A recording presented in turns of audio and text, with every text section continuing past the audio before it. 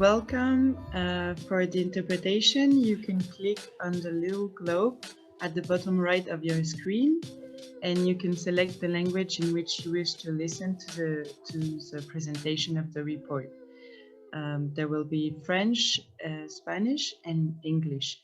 If there is any issue with the interpretation, you can let us know in the chat, please.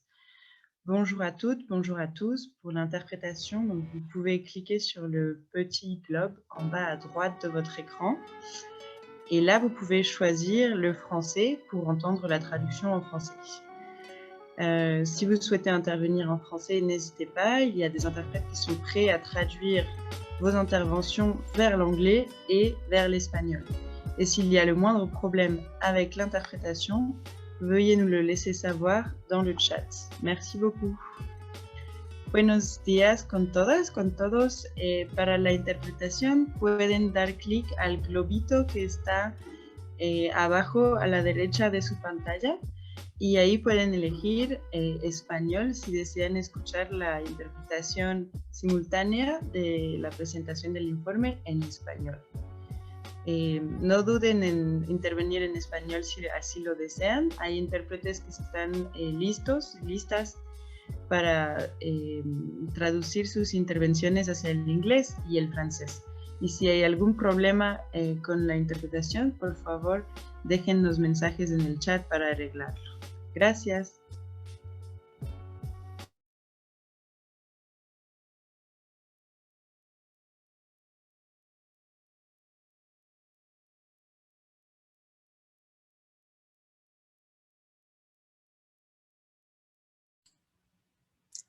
Buenos días, amigos, amigas de todos los lugares, los continentes que se han conectado y nos están acompañando en este evento de lanzamiento del informe global de los territorios de vida. Estamos muy contentas de su presencia. Les agradecemos mucho por acompañarnos el día de hoy. Yo soy Paola Maldonado. Soy copresidenta del grupo de trabajo para documentar y comunicar los territorios de vida en el mundo. Además, soy parte de la Fundación Aldea en el Ecuador, en América del Sur, y vamos a estar acompañando este evento de lanzamiento del informe.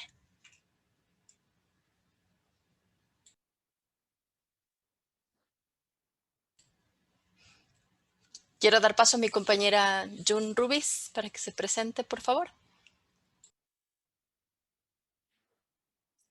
Thank you, Paula.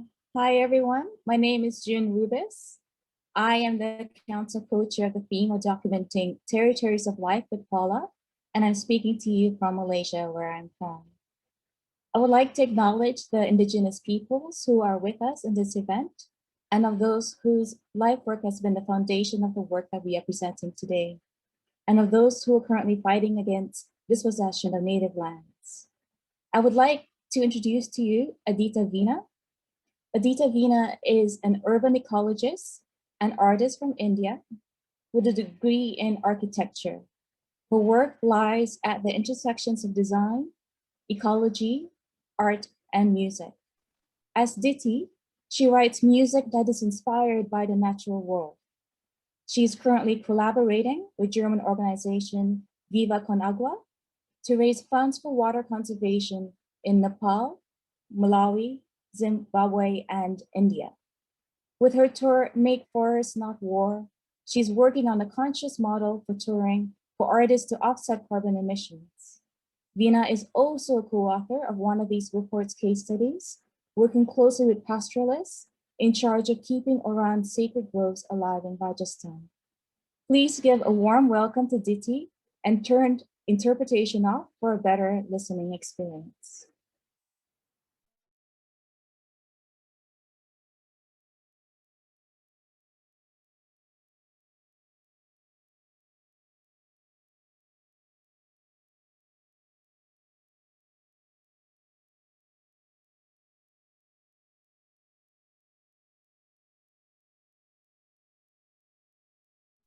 Diti, the floor is yours.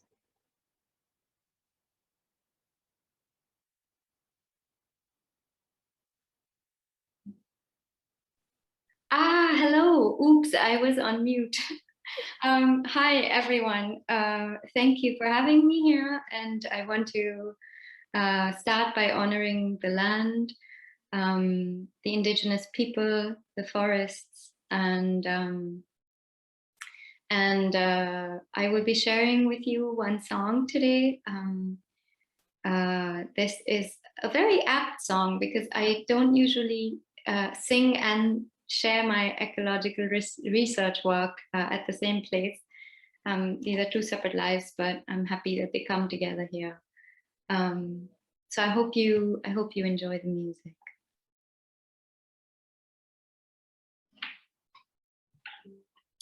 I wrote this song inspired by something that my professor used to say a lot. He used to say, whilst he's an astrophysicist. I worked with Vikram Soni for many years, and also an ecologist. And he used to say, whilst we strive to venture into outer space and we look for answers and spaces outside, the earth continues to slip beneath our feet.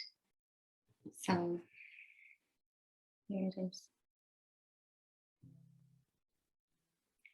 Have you ever seen the wind?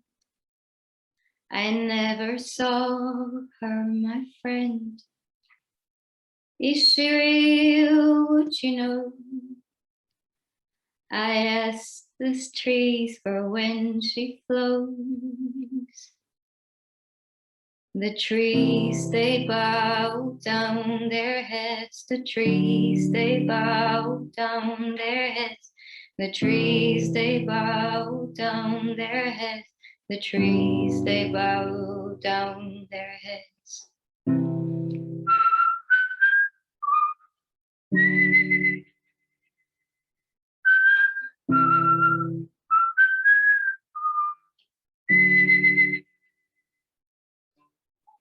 Do you know why we seek to be alive eternally? They say the mountains keep the secrets as the peaks, but they don't speak. The mountains live millennia. The mountains live millennia. The mountains live millennia.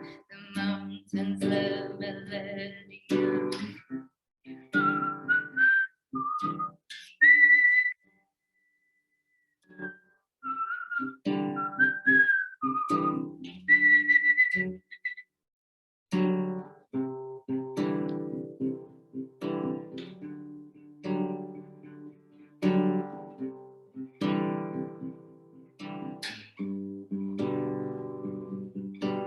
Whilst we strive to venture into outer space, earth beneath our feet, she slowly slips away. Whilst we strive to venture into outer space, earth beneath our feet, she slowly slips away. I wanna be a scientist. I wanna love all wild things. I wanna be a scientist. I wanna love all wild things. How did we turn out to be so different in so many? We fight against gain and kin, but look at her. She doesn't judge, she treasures all her children. She treasures all her children. She treasures all her children. She treasures all her children.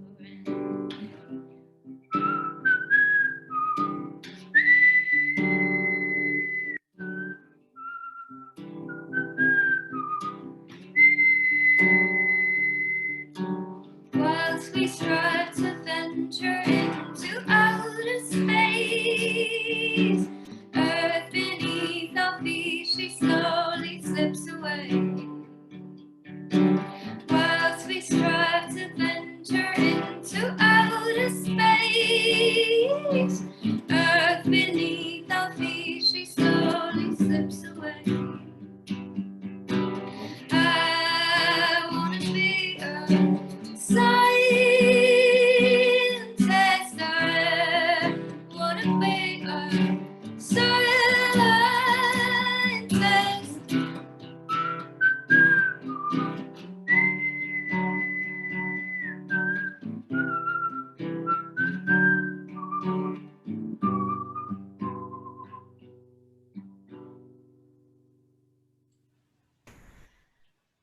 Muchísimas gracias. Thank you. Muchísimas gracias, Aditi, por ese canto, por tu voz maravillosa que realmente nos inspira en este evento. No sé si querías decir algo más.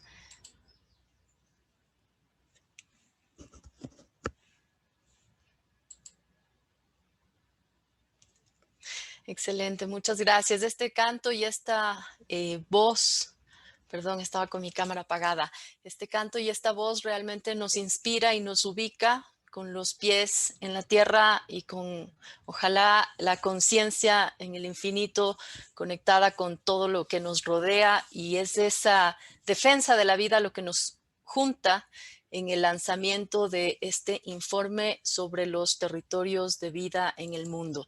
Y con esta primera intervención quiero dar la bienvenida a Teddy Baguilat Jr., presidente del consorcio ICCA, quien nos va a presentar el informe sobre los territorios de vida, las conclusiones más importantes de este informe y las recomendaciones. Adelante, Teddy, bienvenido.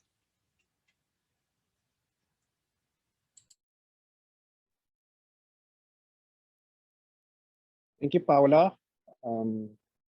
Hello, everyone. My name is Teddy Baguilat Jr. I'm an Indigenous person and a politician from the Philippines. I am also the president of the ICCA Consortium, a nonprofit organization that supports Indigenous peoples and local communities who are governing and conserving the collective lands and territories of life. We are grateful to everyone for joining us as we launch our new report. At the onset, I would also like to say that we are dedicating this report to Ganimat Asdari, a passionate young leader from the Kaskai Tribal Confederacy in Iran. As a specialist in participatory GIS and community mapping, she was involved in the early stages of developing this report before her life was unjustly cut short. Thus, we are committing to keeping her memory and legacy alive in our collective work. There is growing evidence that Indigenous peoples and local communities play a critical role in sustaining a healthy planet, but they receive very little legal, financial, political, and other support to do so. We are still in a pandemic, and we are facing interlinked environmental and social crises. As governments resume negotiations under the UN Biodiversity and Climate Conventions, with major meetings on the horizon later this year, a key question is whether they will fulfill the responsibility in doing something that is truly transformational. One of the biggest opportunities to address the biodiversity and climate crisis together is to support Indigenous peoples and local communities to secure their rights and collective lands and territories. The ICCA Consortium's new report on territories of life adds to the evidence that Indigenous peoples and local communities are so central sustaining the diversity of life on Earth that it would be impossible to address the interlinked biodiversity without them.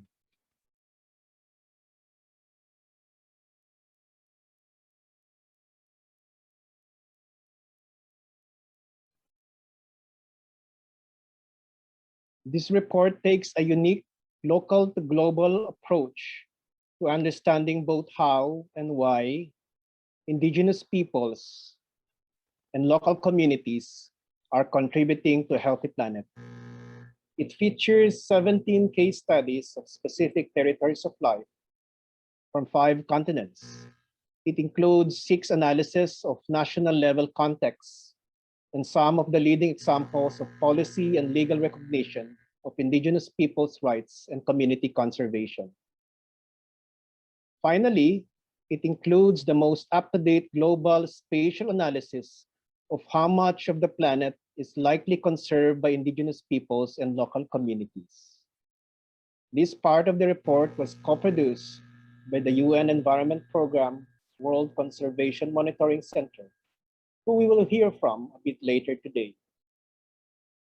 The territory case studies and national and regional analysis are from all over the world, from tropical rainforests to the Himalayas and the Arctic. We'll briefly share 5 key findings of the overall report. In the executive summary, you can learn more about the supporting evidence, which is drawn from all 3 levels of analysis. Now we proceed to the key findings. The first key finding of this report is that indigenous peoples and local communities play an outsized role in the governance, conservation, and sustainable use of the world's biodiversity and nature. They actively protect and conserve an outstanding diversity of globally relevant species, habitats, and ecosystems. This in turn provides the basis for clean water and air, healthy food, and livelihoods for people far beyond their boundaries. The second key finding is that indigenous peoples and local communities' contributions to a healthy planet are rooted in and inseparable from the deep relationships between their cultures, collective lands and territories, governance systems, and the other species and spiritual beings with whom they coexist. They are contributing significantly to the world's cultural and linguistic heritage. On the third finding, the global spatial analysis shows that indigenous peoples and local communities are the de facto custodians of many existing protected and conserved areas. They are also conserving an estimated 17% of the world's land outside of official protected and conserved areas. If they were appropriately recognized alongside these areas, the total coverage would increase to 31% of the world's land. However, in a significant number of the case studies in this report, indigenous peoples and local communities have contentious relationships with the mainstream conservation sector, depending on the extent to which their rights, governance systems, and ways of life are respected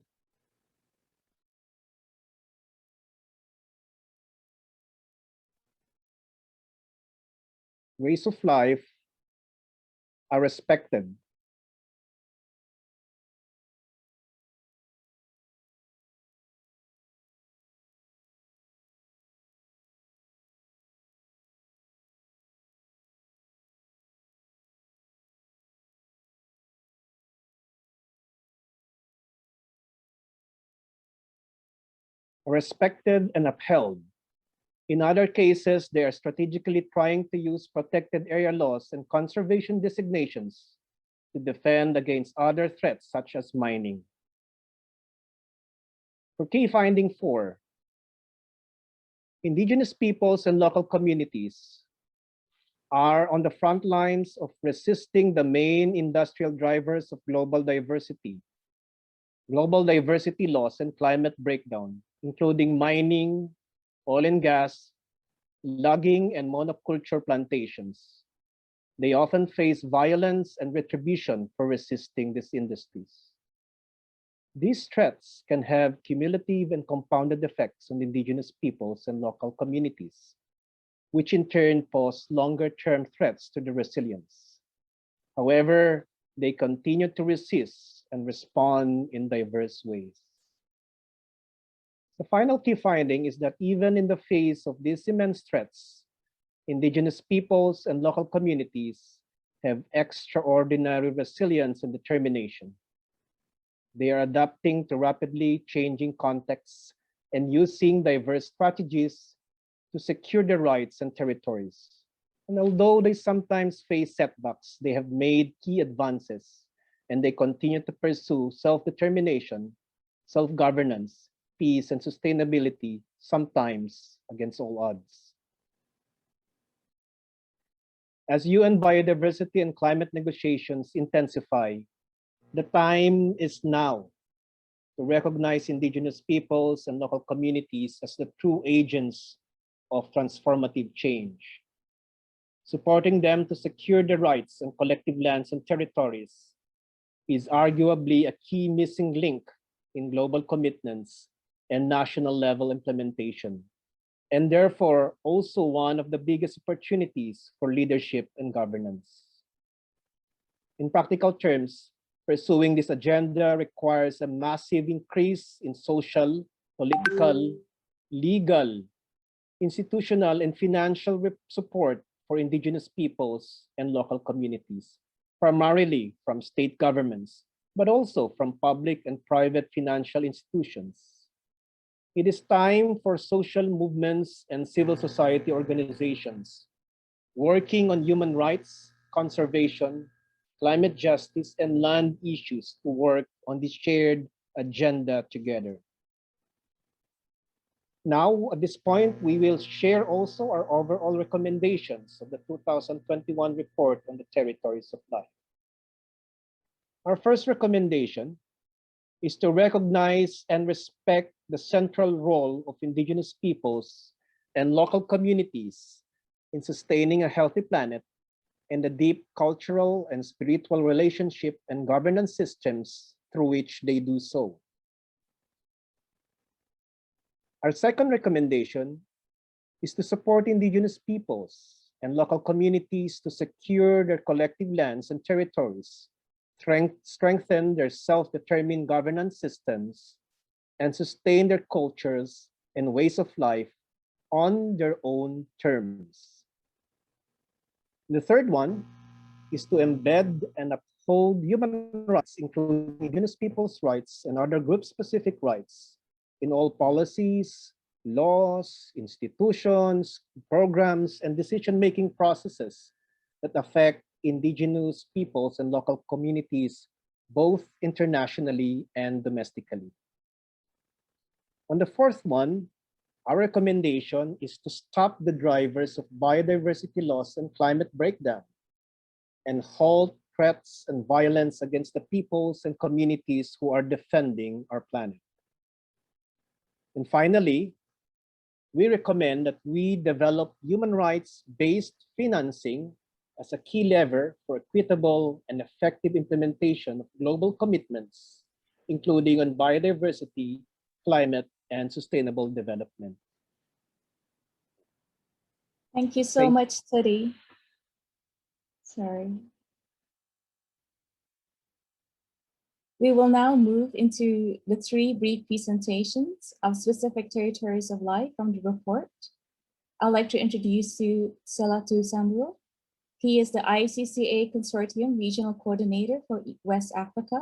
He's also the Technical Advisor for the Fishermen's Association for the Rural Municipality of Mangagula and the lead author of the case study of Kawawana, a coastal and marine area governed by a local initiative. If you have any questions during the talk, you can write your question in the Q&A box. Salata Samba, the floor is yours.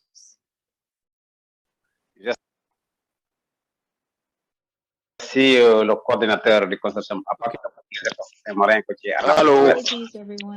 Du coup, je suis dans une communauté de pêcheurs en Afrique, de l'Ouest, précisément au Sénégal, dans la région de Ziguinchor. Se trouve pas vraiment désolé à cause de Kawana. Donc, Kawana, en fait, c'est une initiative de pêcheurs. Sambou. À l'instant où nous sommes pratiquement, on parle actuellement de l'amélioration de la diversité, de la qualité de la gouvernance des aires protégées, et précisément les appartenus dans une communauté et au Sénégal. Là, pratiquement, quand même, c'est le logo, quand même, les 8 pêcheurs qui représentent chacun des villages. Nous avons ici la situation géographique se trouve à gauche de la région du Sénégal, de Ziguinchor. Et à droite, pratiquement, nous avons les 8 villages qui polarisent l'amélioration de la diversité, pratiquement en épingle jaune, la gouvernance des aires protégées. Donc, c'est dans les années 1980 que pratiquement nous avons constaté des changements préoccupants. Vous voyez pratiquement un peu quand même les espèces encadrées en vert. On avait l'habitude de pêcher les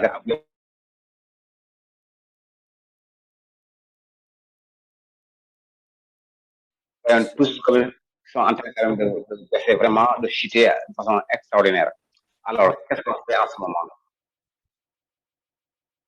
C'est partant de cela que l'initiative de créer une association des pêcheurs a organisé plusieurs activités, dont la dernière est la mise en place de la PACAOANA, le département communautaire, appelé pratiquement notre héritage à nous, que nous tous préserver. La PAC quand même a une superficie de 9 605 hectares avec un système régional et des règles de gestion pour la conservation, reproduction à long terme, l'utilisation durable des ressources. Et à travers ces zonages, chaque zone a ses règles définies. Et nous avons une zone 1 pour la pêche de subsistance pour les villages, la zone 2 pour la pêche professionnelle, particulièrement l'accès au moteur et MKB. La zone 3, donc pratiquement l'accès autochtone à l'autochtone. En fait, notre initiative est à 100% bénévole. Et depuis le début, nous avons quand même l'appui du président du conseil rural qui nous avait appuyé sur la base de la décentralisation nationale. Et aussi, en dehors de cela, nous avons des alliés, des amis et alliés internationaux qui nous ont offert un appui technique et un appui financier, ne serait-ce que juste pour quand même les réunions au début de l'équipement, les réunions au début, mais aussi l'équipement des moyens de suivi et de surveillance, tel que pratiquement à l'image des bateaux et filets, etc. Notre aussi surveillance aussi s'appuie sur des règles traditionnelles qui sont les fêtes. Donc la proposition est inclue en plan de gestion simple, de gouvernance aussi. On parle de gestion, on parle de ce qu'on doit faire à l'intérieur de la part. À la gouvernance, nous parlons pratiquement de ce qui décide de ce qu'on doit faire. Un système de suivi pour la pêche, la biodiversité et les changements socio-économiques gérés par les communautés elles-mêmes. Donc, vous voyez ici les images qui vous démontrent de façon exacte. Pratiquement, ce sont les communautés eux-mêmes qui font quand même les travaux après avoir saisi les données et envoyé aux scientifiques. Le conseil de la communauté approuve la proposition et la soumet pour l'analyse et délibération du conseil régional, la Casamance, et de son gouverneur pour une approbation. Donc, c'est en 2010 que pratiquement nous avons célébré le lancement officiel de la PACAOANA.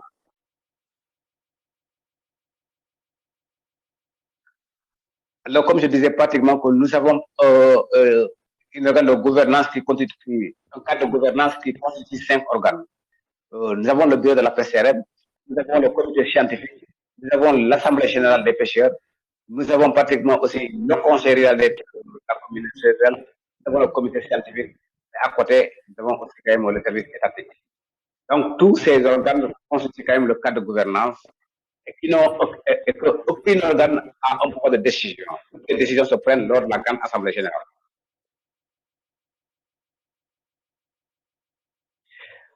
Donc, à un moment donné, nous avons senti pratiquement quand même, après un travail bien fait pendant quelques années, nous avons senti un bon retour de poissons à nouveau. Les poissons, les migrants, c'était dans les régions, commencent à revenir aussi en au village pour au moins partager les bénéfices. Nous avons su que pratiquement quand même il y a une bonne alimentation en qualité et en quantité, aussi quand même beaucoup d'améliorations au sein des foyers et d'autres communautés aussi quand même en demande de nos conseils.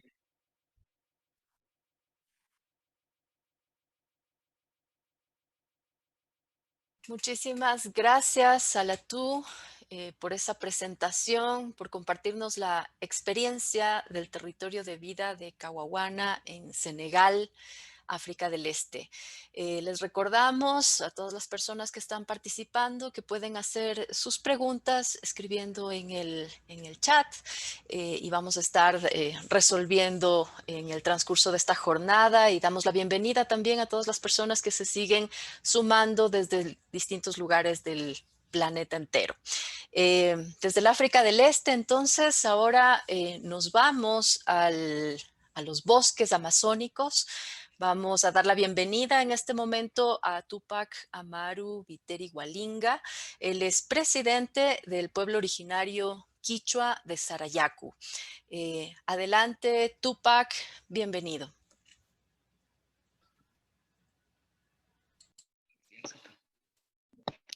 Muy buenos días a todos. Muchas gracias por el espacio y la invitación. Saludos desde el territorio quichua del pueblo originario quichua de Sarayaco. Sarayaco es muy conocido por su trayectoria organizativa, que tiene más de 40 años.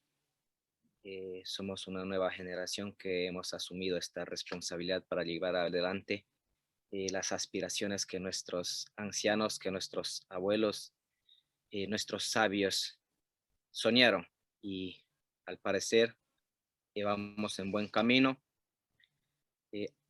La falta de garantías jurídicas constitucionales en las áreas de los bosques a nivel de la Amazonía ecuatoriana, la expropiación de territorios indígenas con las figuras de la creación de áreas protegidas que están en el control de los gobiernos, la concesión de espacios territoriales a las industrias extractivas, constituye una vulneración a los derechos de los pueblos originarios, constituyen una vulneración a los derechos de la selva, a los derechos de la naturaleza y sus seres, por el cual Sarayaku, como un pueblo que aún mantiene la visión de proteger y conservar estas tierras, su cultura, su idioma, hemos propuesto una iniciativa que es muy propia.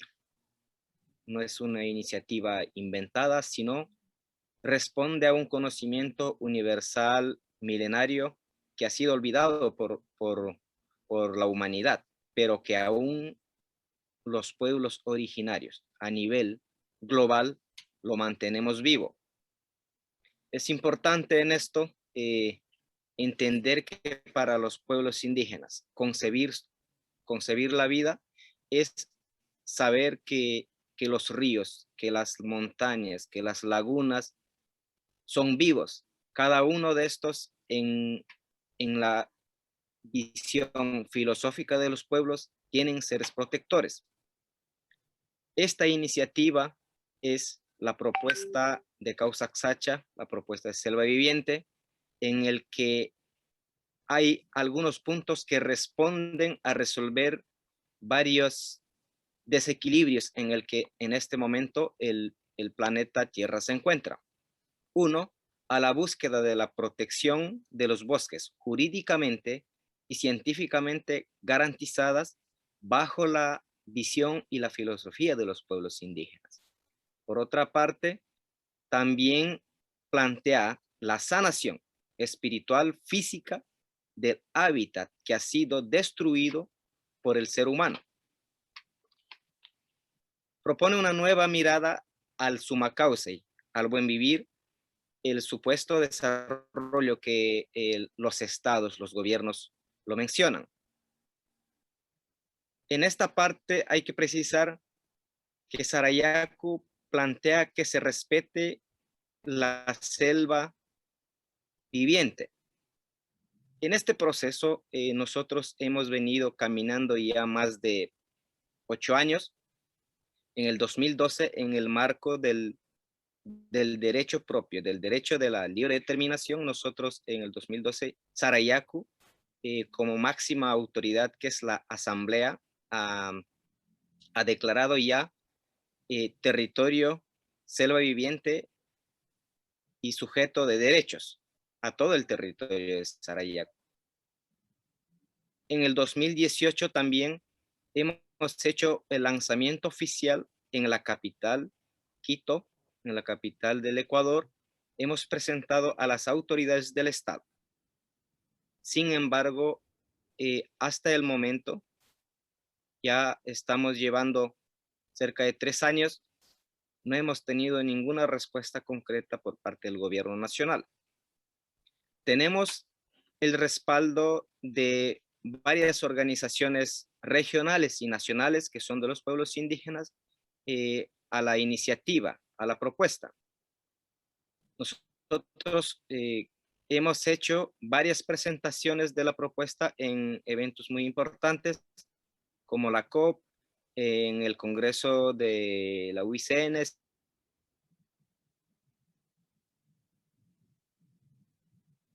Sin embargo, tener garantías jurídicas para que esta propuesta pueda ser concretada en el ámbito de la Constitución. Pero tenemos un plan que está proyectado de aquí a 5 años, en el que va a ser muy importante la alianza con otros pueblos, va a ser muy importante el paso que hemos desarrollado con el Consorcio TICA como miembros. Ha sido bastante fortalecida la iniciativa, más que todo con pueblos que tenemos historias y problemas comunes. Mi solidaridad con otros pueblos con los cuales ya a través del TICA hemos desarrollado hacer esta alianza y fortalecer todas estas iniciativas a nivel internacional. Entonces, Sarayaku está llevando este proceso con el objetivo de garantizar la protección de los territorios, garantizar la gobernabilidad de los pueblos indígenas dentro de sus territorios, para que los bosques, para que la vida dentro de los pueblos amazónicos, dentro de los pueblos originarios, siga existiendo por muchos años más, porque si no damos estos pasos, esperamos que los estados, que los gobiernos resuelvan nuestros problemas, resuelvan el problema del clima, el problema del calentamiento global, no lo vamos a conseguir. La solución, las respuestas está en manos de los pueblos indígenas. Tenemos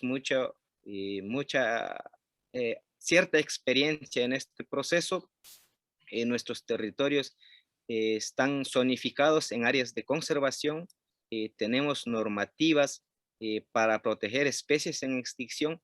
Tenemos normativas para respetar zonas de reservas que hemos declarado, zonas de cacería, zonas de pesca. Escuchaba hace un momento una exposición que es similar a la experiencia y al proceso organizativo y de defensa y conservación del territorio que están llevando. Entonces, acabo de entender que llevamos un proceso común que es muy importante. Solicitamos también a nuestros co-miembros que estamos conjuntamente con TICA Internacional a respaldar estos procesos. Por nuestra parte, contarán con todo el respaldo para que los procesos, iniciativas que llevan los pueblos indígenas hermanos en otros territorios a nivel de todos los continentes puedan seguir fortalecidos. No duden en eso. Esto ha sido parte de la experiencia que lleva el pueblo quichua de Sarayaku. Estamos continuando en este proceso y esperamos que en algún tiempo jurídicamente nuestros territorios tengan las garantías constitucionales en el marco del Estado ecuatoriano y, como no, también a nivel internacional. Muchas gracias.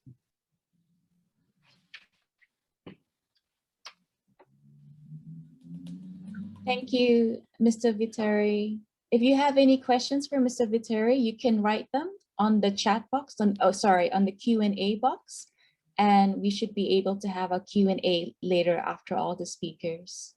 I would like to invite Aditavina, the co-author of the case study of the Aditavina and Oran Sacred Grove in Rajasthan, to speak to us today. Aditi, the floor is yours. Thank you. Would somebody be sharing the presentation? Thank you so much.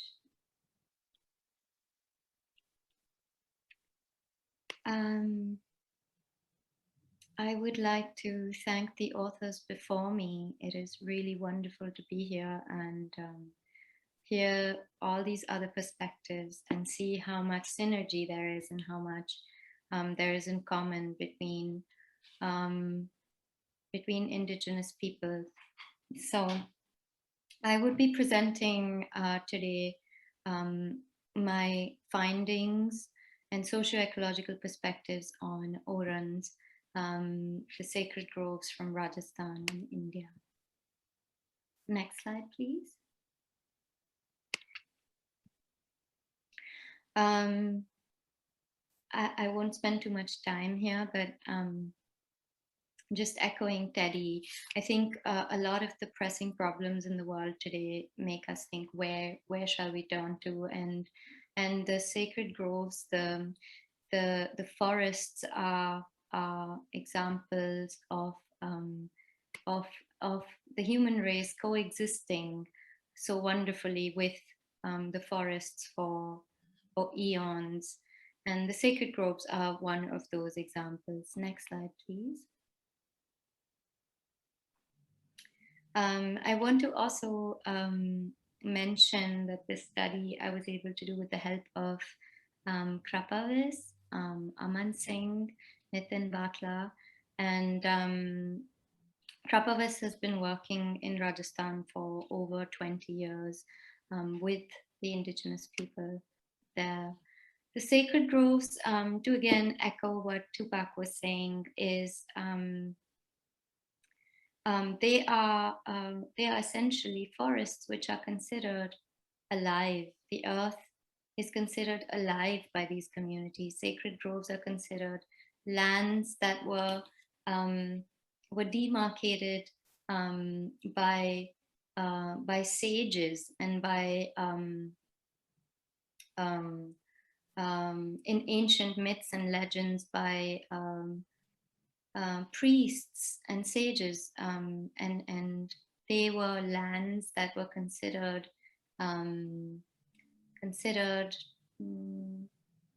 sacred and also alive. The communities have found a way to coexist with these lands for a long time. Next slide, please. There are sacred groves all over India. You can find these in many different cultures. Today we're speaking about the Dev Bunnies or the Orans. These are, this is the name given to sacred groves. Dev Bunny stands for the God's forest, and Oran is how it's called in the local dialect. These are particularly found in Rajasthan, which happens to be the driest state in India. Next slide, please. It covers, that's Rajasthan on the northwest in the Thar Desert. And, oops, okay, I will try and hurry.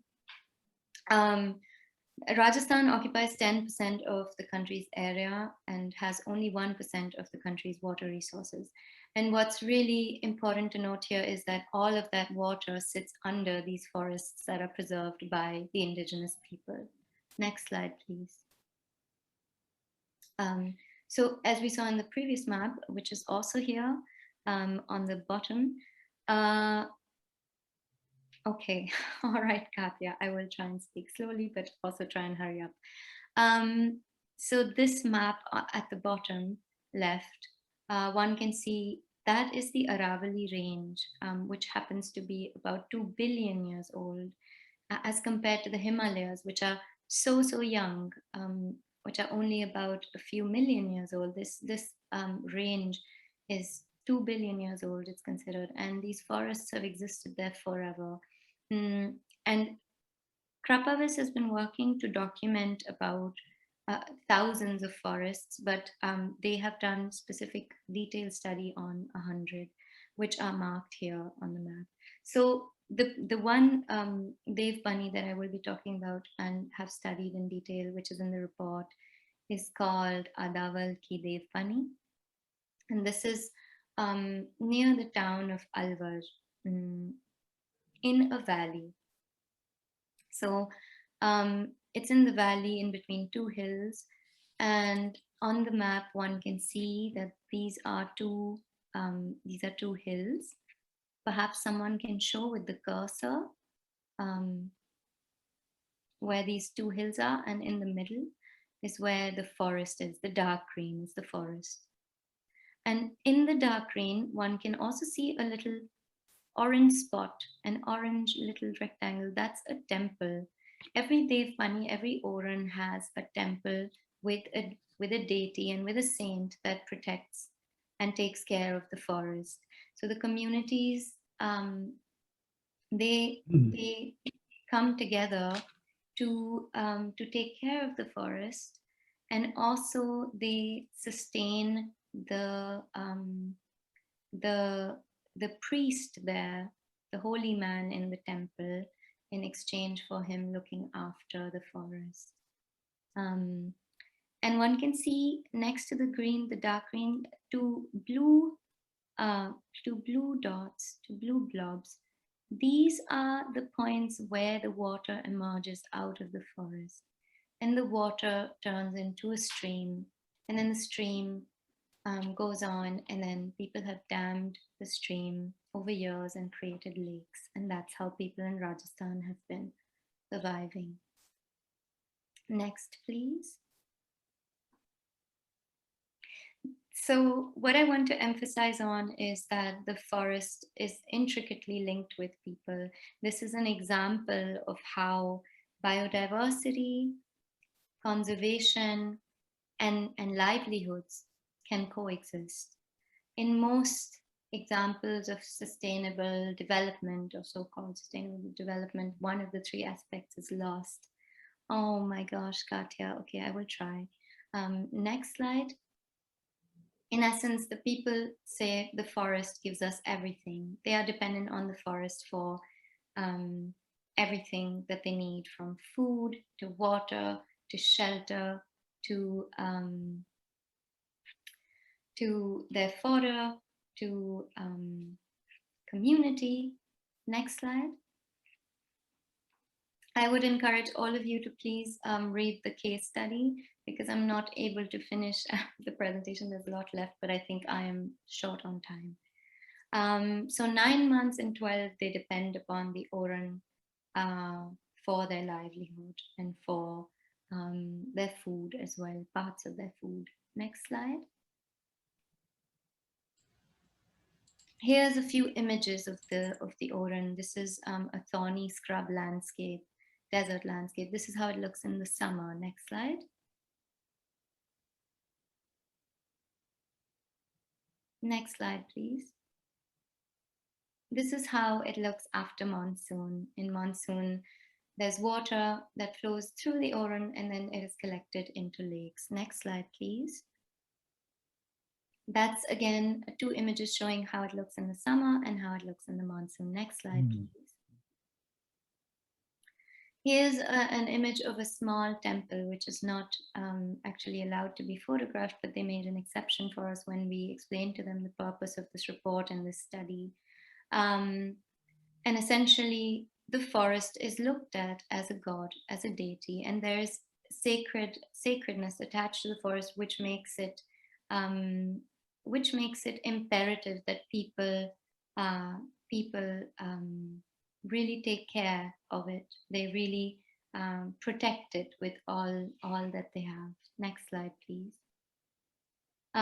Yes, the forest also acts as a family, because most of community meets and community fests happen in the forest. Most of the traditions and songs and folk songs and culture is also intricately linked to the forest, that the forest is a part of people's family. They don't view it as outside. Next, please. Everything that they build out of and all the tools that they use, everything comes from the forest. The soil comes from the bottom of the lakes, the roofs that they build, the walls, the tools that they build, like earthenware, like brooms and like baskets. Everything that they need comes from the forest. Next, please. Yeah, there are several different species. Next slide, please. There are 7 different species of trees and bushes and plants in the forest, including medicinal plants, including edible fruits, including fodder for their cattle, because most of these village populations are pastoral. Next slide, please. I will just rush through it next. Yeah, next, the forest acts as water.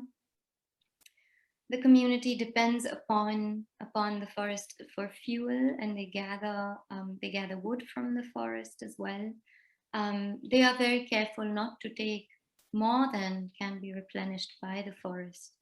And this is what makes it very, very special. Next, please. Next. Yeah, I will just end my presentation, and I would say that some of the major challenges that they're facing are the expansion of agriculture into the urban areas, the politics of land, the conversion of forest land into land that has been deemed deemed to be under the forest department, and so the rights, the community rights of foraging and of taking fodder from the forest are taken away. And of course, there's a lot of development happening. So there are several roads and several infrastructure projects that threaten the lands. Thank you for listening.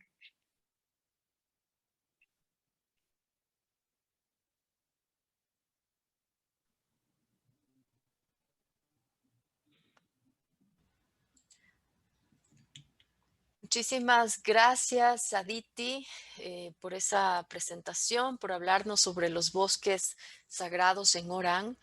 Y luego de este recorrido que hemos hecho desde la India, pasando por la selva tropical en el pueblo quichua Sarayaco en el Ecuador y hasta Senegal, en estas comunidades en Cahuahuana, en estas zonas marino-costeras, les invitamos nuevamente a revisar el informe que tiene 17 estudios de caso, 6 análisis nacionales y el análisis espacial global. Creo que es importante que se animen a revisarlos, a profundizarlos y a conocer más sobre los territorios de vida en el mundo.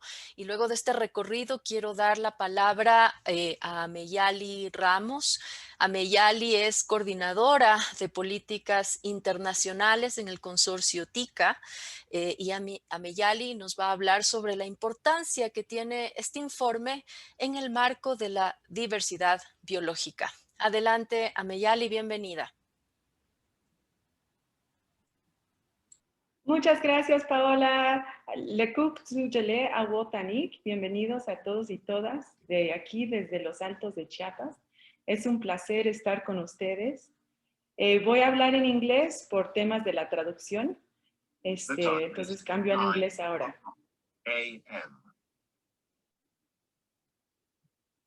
As you all know, or many of you know, state governments are currently developing a global framework for biodiversity for the next decade. They are expected to adopt this in October. It is very fitting and actually very helpful that we have this flagship report being published when it is.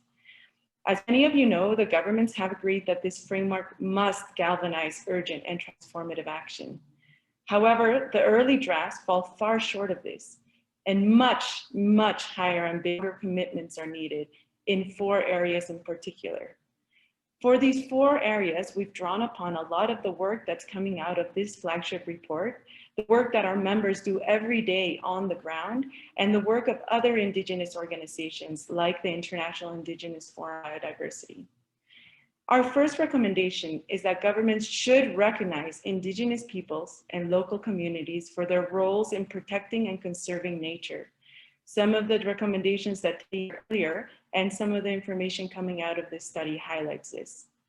Although there is not yet an agreement as to whether this should be a focus of a completely new target or incorporated into existing targets, there is growing evidence that supporting Indigenous peoples and communities to secure their collective lands and territories is one of the most effective ways to address both the biodiversity and climate crisis.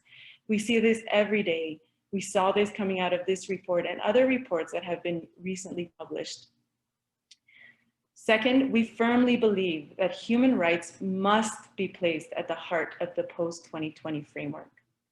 This includes recognizing and protecting human rights in general, as well as the specific rights of groups such as Indigenous peoples, women, youth, and people who are human rights and environmental defenders.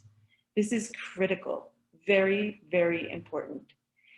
In addition to proactive recognition of rights, certain targets must at minimum include safeguards to prevent human rights violations and ensure accountability in certain targets of particular concerns to Indigenous people and local communities. This is of course very relevant specifically for Target 2, which is calling for at least 30% of the planet to be protected and conserved by 2030. But it does not yet include any mention of human rights. The ICCA Consortium is working very hard with the IAFB and others in making sure that this is included specifically in Target 2, but also throughout the whole framework.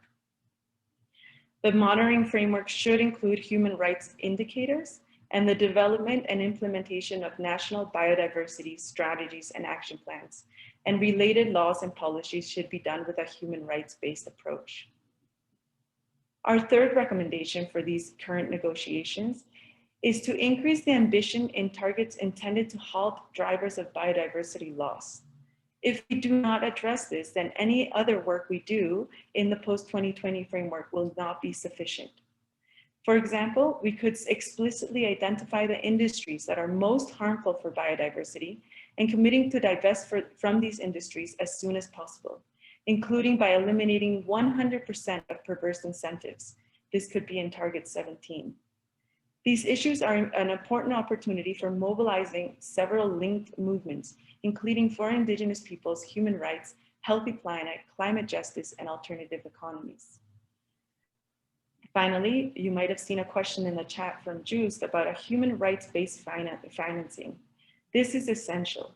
Increasing political and financial support for Indigenous-led philanthropy and appropriate funding mechanisms that go directly to Indigenous peoples and local communities and their organizations is essential. We must require human rights safeguards and accountability mechanisms in funding for conservation initiatives implemented by governmental and non-governmental agencies. Recent studies, including ours, show that very little money actually reaches those who are doing conservation on the ground. This must change. We see these as the key opportunities for dialogue, leadership, and convergence in the negotiation and early stage implementation of the post-2020 Global Biodiversity Framework. Thank you very much for the time, and please feel free to ask any questions or make any comments, especially anything that could be helpful in strengthening our advocacy and our role in the current post-2020 framework negotiation. Thank you so much, Amaya. Thank you so much, Amay. We will now play a video message from the Executive Secretary of the Convention of Biological Diversity, Elizabeth Rama, about this report. She wanted to join us live, but she is busy with the intersessional meetings currently underway. Distinguished participants, let us recognize Indigenous peoples and local communities as the traditional custodian of our Earth's biodiversity and recognize their continuing connections to their traditional lands and waters.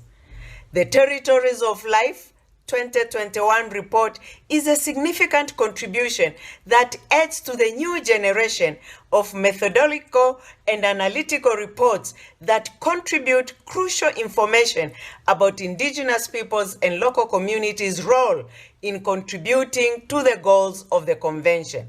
For example, One message of IPBS Global Assessment describes the traditional lands and waters of indigenous peoples and local communities as islands of biodiversity in an airy sea of degraded ecosystems. Similarly, the second edition of the Local Biodiversity Outlook complements the fifth edition of the Global Biodiversity Outlook with concrete examples of the interlinkages between culture and nature. At this critical time, the Territories of Life report performs a far-reaching service by showing the efforts of indigenous peoples and local communities in the context of the global panorama, where the international community is negotiating the post-2020 Global Biodiversity Framework.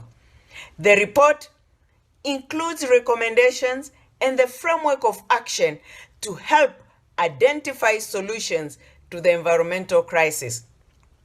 Today, indigenous peoples and local communities' actions effectively reduce the loss of biodiversity worldwide. Much of the success of their efforts are based on their traditional knowledge and control over their territories and waters.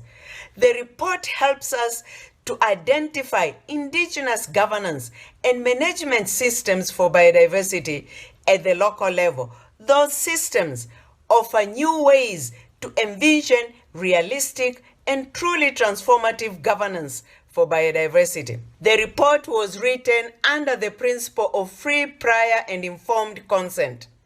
And as we prepare to celebrate the International Day for Biodiversity under the theme of "We are part of the solution," let us focus on two messages that the report aimed to transmit to the international community. The first one is an optimistic testimony that destruction of nature can be successfully reversed. Second message tells us to unleash the power of indigenous peoples and local communities' collective and local actions to assist humanity in achieving our vision of living in harmony with nature by 2050. I would like to congratulate the ICCA Consortium for all the efforts to bring together the report.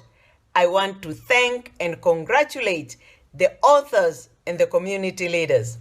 We are listening to your messages. You are part of the solution. Thank you.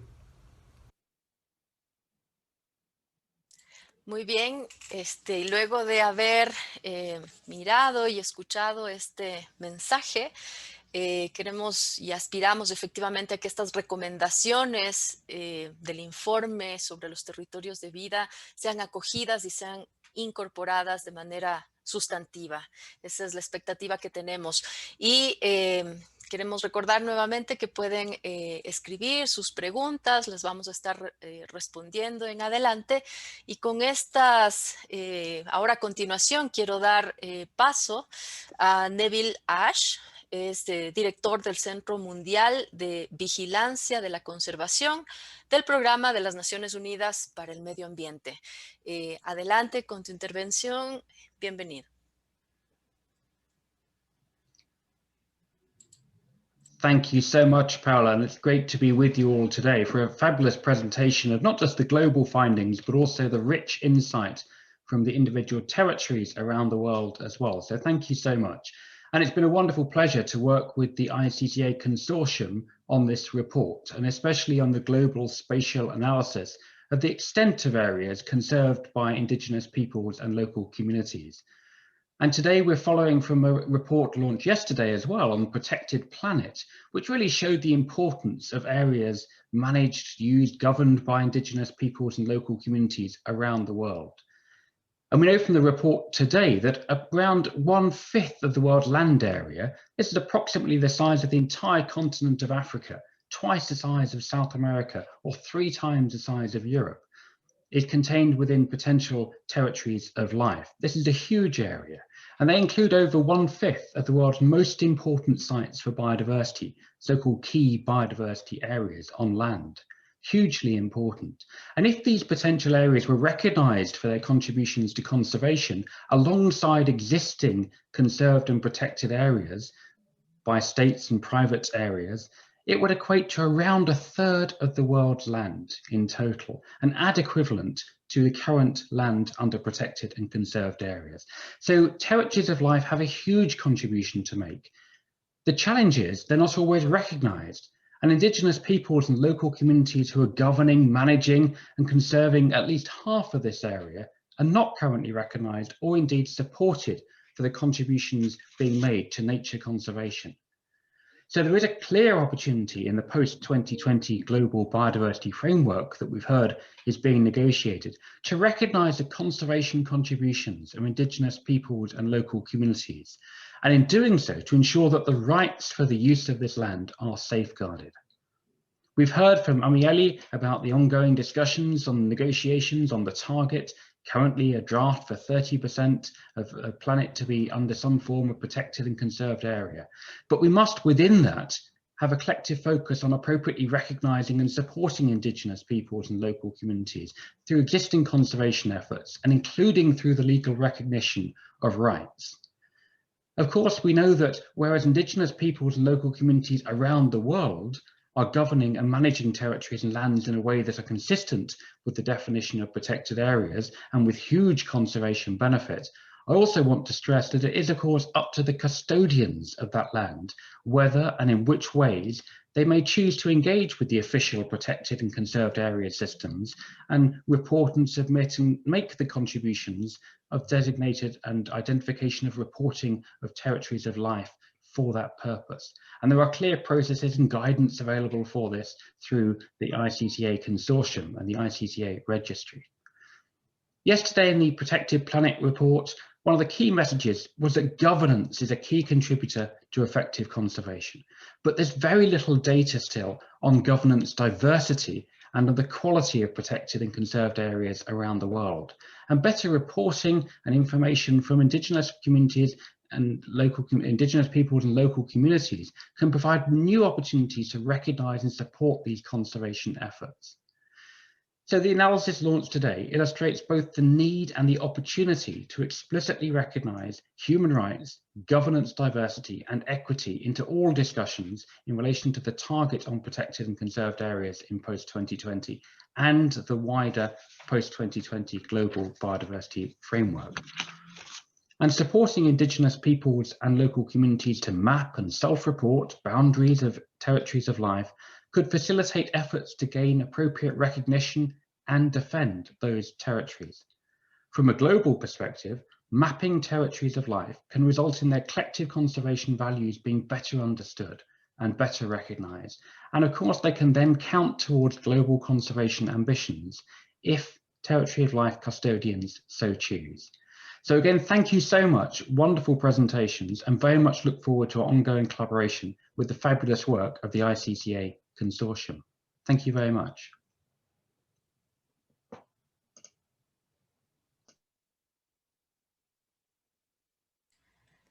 Muchísimas gracias, Neville, por esa información tan importante. Nos quedamos con estas cifras en la mente de todo lo que implica el potencial de conservación de la biodiversidad alrededor del mundo relacionado con los territorios de vida. Y con estas intervenciones queremos aprovechar la presencia de Gregorio Mirabal, coordinador general de COICA, la coordinadora de las organizaciones indígenas de la cuenca amazónica, quien va a estar compartiendo algunas impresiones acerca de qué le dice este informe, cuál es la significancia real de este informe con el cual estamos contribuyendo a este nuevo marco general de conservación de la biodiversidad. Adelante, Gregorio, bienvenido, gracias por su presencia. Muchísimas gracias. En primer lugar, quiero agradecer a todos los espíritus creadores de la selva, al aire, al agua, a la madre tierra tropical amazónica, a nuestros abuelos, a nuestra sabiduría.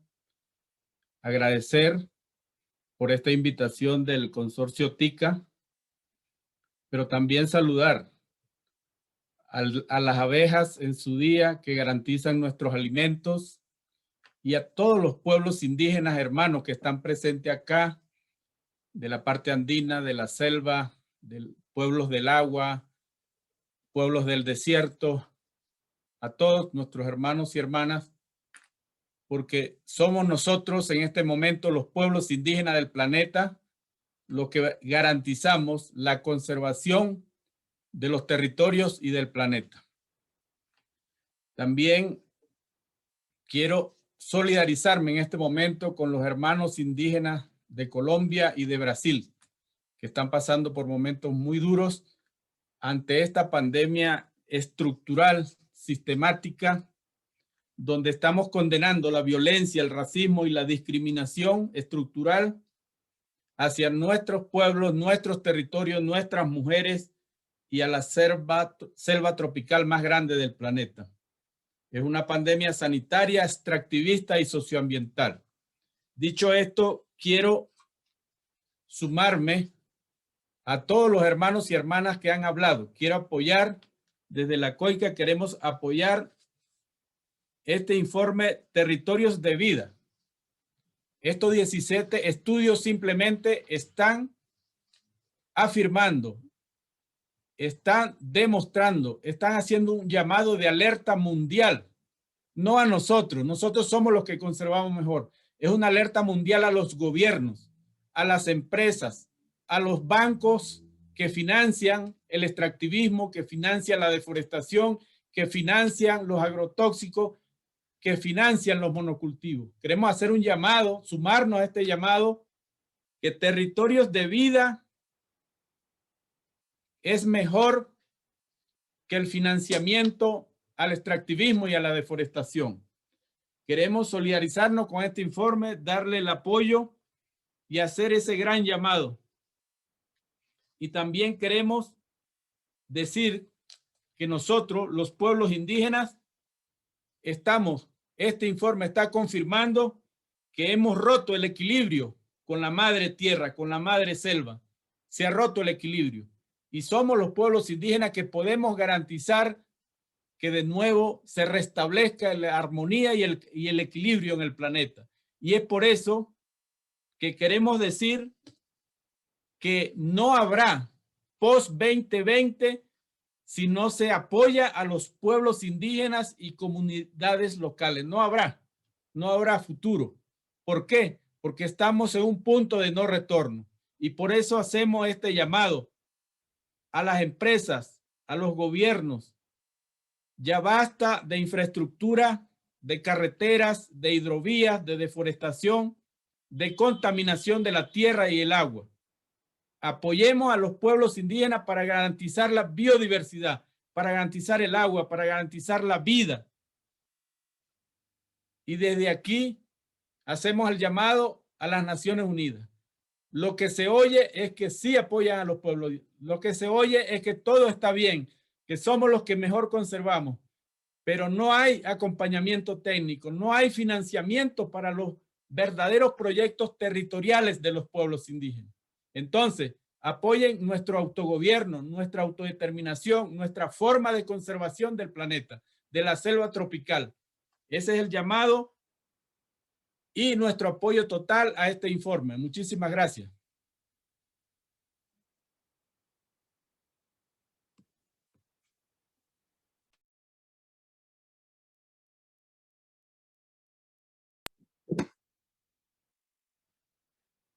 Thank you so much, Gregorio, for your very important interventions that very much resonate, I'm sure, with many other indigenous nations around the world who are facing similar atrocities. Thank you so much. I would now like to reintroduce Teddy to our event. He is our ICCA president and will give the closing remarks. Teddy, the floor is yours. Okay, thank you, June. So we have come to an end. I'd like to thank our participants. At one point, I think we had more than 240 participants. Thank you for joining us today. Thank you for our panelists, our excellent panelists and speakers, also our amazing interpreters, and our fabulous Secretariat, the Global Secretariat led by Holly Jonas. I'm running out of great adjectives to describe our Global Secretariat. Thank you for joining us on this very significant and memorable day. It is memorable because it is the birthday of our global coordinator. Happy birthday, Holly. But of course, it's memorable for us because it's the launching of a report that's 2 years in the making. And for those of you who would like to access the report in full, let me look at my notes. You can access the report at report.territoriesoflife.org. Okay, report.territoriesoflife.org. The global spatial analysis and the executive summary of the report are available on PDF. On the other hand, the PDF version of the complete report will be available next month for downloading. But all its contents is now available online at report.territoriesoflife.org. So after the launch of the report, there's a lot of things to do. And as we prepare to participate in the conventions for biodiversity and the climate action, let's be inspired by the memory of Ganimat and our comrades and colleagues and friends who have sacrificed their lives for the defense of our territories of life. And I know it may be frustrating for many of us because governments still refuse to listen. Policymakers remain deaf and dumb and always ask for evidence that traditional governance of biodiversity are effective. But my friends, the report on the territories of life is solid proof that they are indeed effective. So thank you very much again, and good night, good day, good afternoon to everyone.